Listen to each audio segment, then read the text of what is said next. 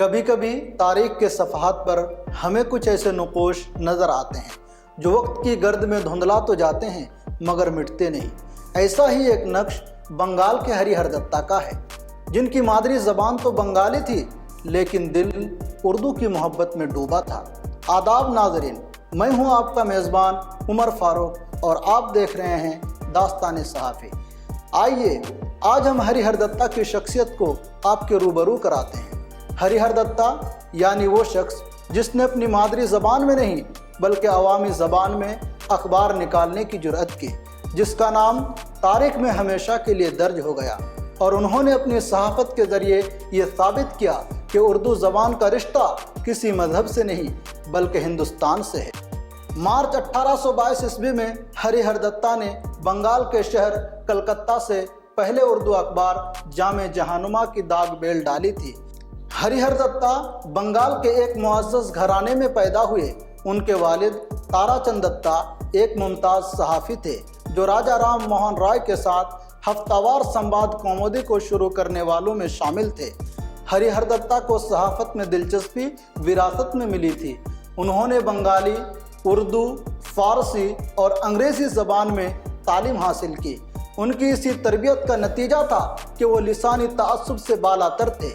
ان کا مقصد صحافت کے ذریعے عوام کی خدمت کرنا تھا، اور اسی خدمت کے لیے انہوں نے ایسی زبان کو چنا جو عوامی زبان تھی۔ حالانکہ فارسی سرکاری زبان تھی اور انگریزی کے دل دادا تھے۔ ہری ہر دتہ اپنی تعلیم کی تکمیل کے بعد ایسٹ انڈیا کمپنی میں ملازم ہو گئے، مگر ان کی اصل دلچسپی سرکاری دستاویزات میں نہیں بلکہ عوام کے دلوں میں بیداری جگانے میں تھی۔ وہ عوام کے دلوں میں چھپی اس چنگاری کو جان چکے تھے جو اردو زبان سے محبت رکھتی تھی۔ اب تک ہندوستان میں پرنٹنگ پریس آ چکا تھا، انگریزی کے ساتھ ساتھ بنگلہ زبان میں بھی اخبار چھپنے لگے تھے، لیکن ہری ہر دتہ نے اردو کے پرخار راستے پر چلنا طے کیا، اور اسی طرح 27 مارچ 1822 عیسوی ہندوستانی صحافت کی تاریخ کا ایک روشن سنگ میل ثابت ہوا۔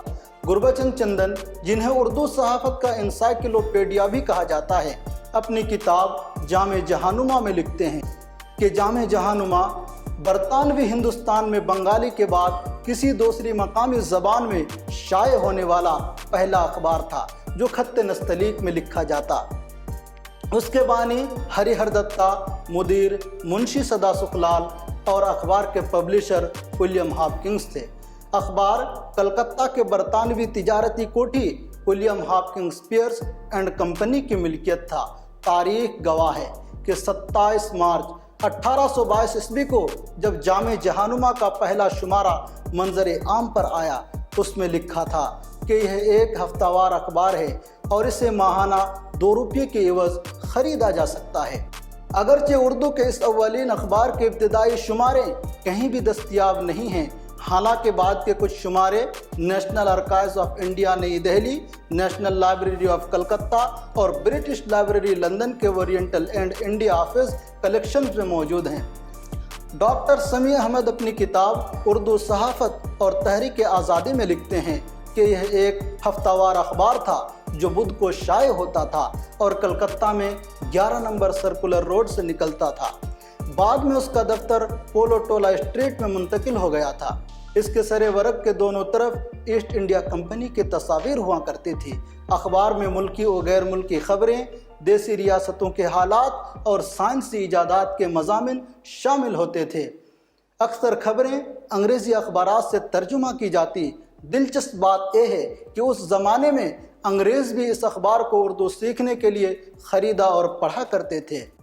جامع جہانما اخبار اگرچہ عوامی زبان میں نکلتا لیکن اسے خاطر خواہ پذیرائی نہیں ملی۔ یہ اخبار خبروں کا مجموعہ نہیں تھا بلکہ ہندوستانی عوامی صحافت، زبان اور تہذیب کا لمبردار تھا۔ ایک ایسا اخبار تھا جس کے بانی تو ایک بنگالی تھے لیکن پڑھنے والے عام ہندوستانی تھے۔ اردو صحافت کی 200 سالہ تاریخ میں ہری ہر دتہ کا نام ہمیشہ کے لیے سنہری حروف میں لکھا جائے گا۔ اردو صحافت کا آغاز کرنے والا مسلمان نہیں بلکہ ایک ہندوستانی تھا۔ اس کے بعد اردو کے اور بھی اخبارات نکلے، خاص طور سے 1857 کی پہلے جنگ آزادی میں اردو اخبارات ہر اول دستے کا رول نبھاتے رہے۔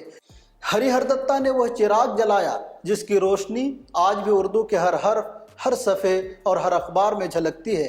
ہری ہر دتہ کا نام شاید آج نصاب کتب میں کہیں پیچھے رہ گیا ہو، مگر اردو کا ہر اخبار، ہر سرخی، ہر صفحے پر ان کی محنت کی خوشبو آج بھی باقی ہے۔ انہوں نے ثابت کیا کہ زبان کسی مذہب کی نہیں ہوتی، قلم کسی قوم کا پابند نہیں ہوتا، اور جو شخص عوام خدمت کا جذبہ رکھتا ہے تو دل سے لکھتا ہے۔ وہ ہمیشہ آنے والی نسلوں کے ذہنوں میں زندہ رہتا ہے۔